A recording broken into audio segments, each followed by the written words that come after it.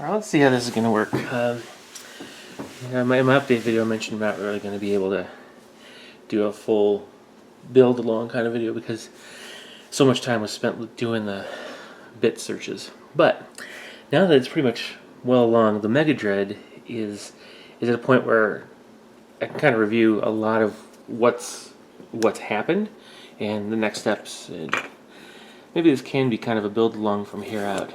There's still more work to be done. I have still more decisions to be made, but this is the result of scouring my bits boxes.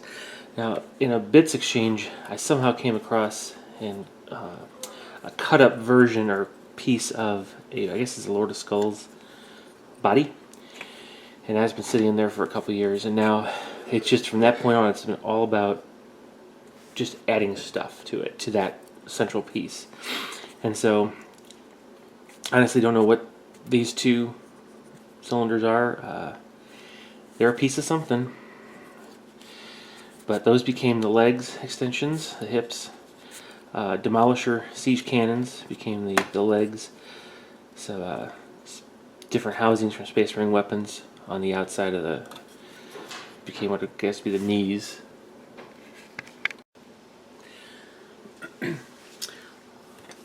So this Lord of Throne, or Lord of Skulls, I guess, piece had a lot of sections cut out. A little bit of the blast shield for a Imperial Knight cannon. I think that's for the battle cannon. Filled in the gap left where the arm would normally be, and some struts and stuff helped fill in the empty space underneath. Covered up some of the chaos bits with orc bits. On the back, used the thermal cannon as an exhaust, engine plus exhaust, with fuel tanks to create the bottom. You can't really tell it's fuel tanks from the front, so it looks, or from the back, so it actually looks more like just a bulky section of the engine. Didn't come with the other stack, so I took the opportunity, since the Mega Dread has a 5-up invuln save, due to having just all these ramshackled beast. It's a bit ramshackled monster rule kind of thing, where it's got so many extraneous plates put on it, kind of like a grot tank. It ends up getting an invuln save. So, but I decided to put a force field on there instead. So that's the start of the force field. Right, on the feet, I started with, for the ankles, I used two hatch rings from one's from a Lehman Russ and one's from a Space Marine vehicle. The landing feet from a Tau Flyer, and looks like, I think this is an old metal dreadnought feet I actually cut up to make the toes and the extensions to increase its footprint, no pun intended, so that it stands a little more in a stable fashion. I figure when that's actually mounted on the base, it'll provide enough surface contact that it won't be as prone to breaking off if it gets mishandled. I may still put some on the back, but I could just as easily sculpt and put braces underneath as I build the base. The arms themselves, I honestly don't know what kit they came from, but to that I added plastic rod and plastic tube to create a kind of a piston mechanism. And what I will be doing is actually magnetizing each end so that I can swap, because the Mega Dread comes with a kill saw or ripper claw and a kill cannon, and then you can swap either of those weapons. So you can swap the close combat weapon for another kill cannon and give them 2 kill cannons, or swap the other kill cannon out for 2 close combat weapons. It's like a ripper saw and ripper claw, or a pair of each. So this is actually going to be magnetized on this end, and then I will eventually magnetize it on this end. But for this particular version of the model, in the Battle of Black Reach that we're doing, I'm actually going to go with the ripper saw and grab a claw, or sorry, the ripper claw. That's going to be my weapon loadout. But I did build a Super Scorcha, which can replace a kill cannon. using a heavy flamer bit from, I guess, Chaos Dreadnought, and then a large Burna from actually it is from a Burna Boy. And so I figured put the two of those next to each other on an arm, and that will sit there as my Scorcha. Or yeah, it's just a Scorcha.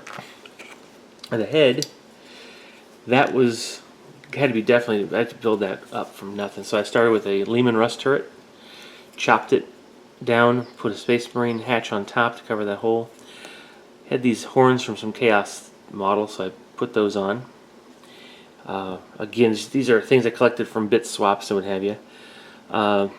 There's an orc glyph on the top of a blast shield for a missile launcher from an Imperial Guard infantryman, and the headlight lens cover for a I want to say that's for the Lehman Russ model. I don't think that's for the Chimera model.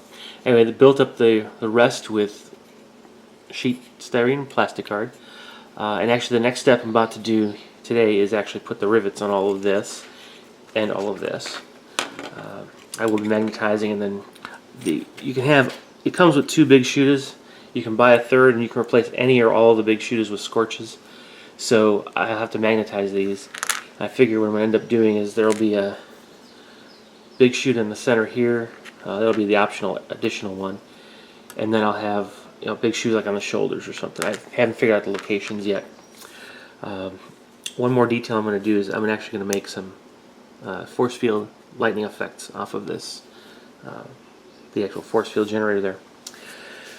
Now, when it comes to painting, though, you'll see I'm going to keep the red as is, and I'm going to essentially, as I'm priming all of the plastic, I'm going to keep this covered.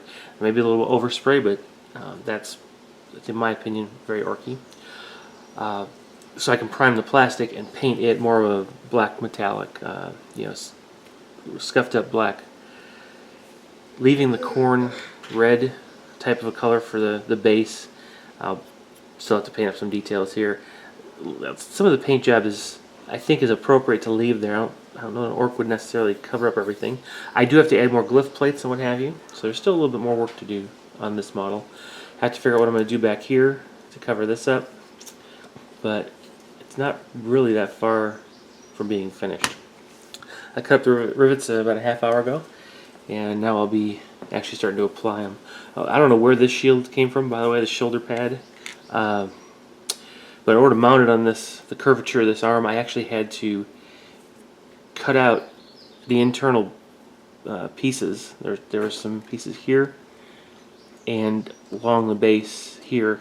I had to cut those off to make it a little bit less rigid, and then I used a large pair of pliers to just kind of compress it to expand the curvature so it would fit this and actually be able to hold on very well.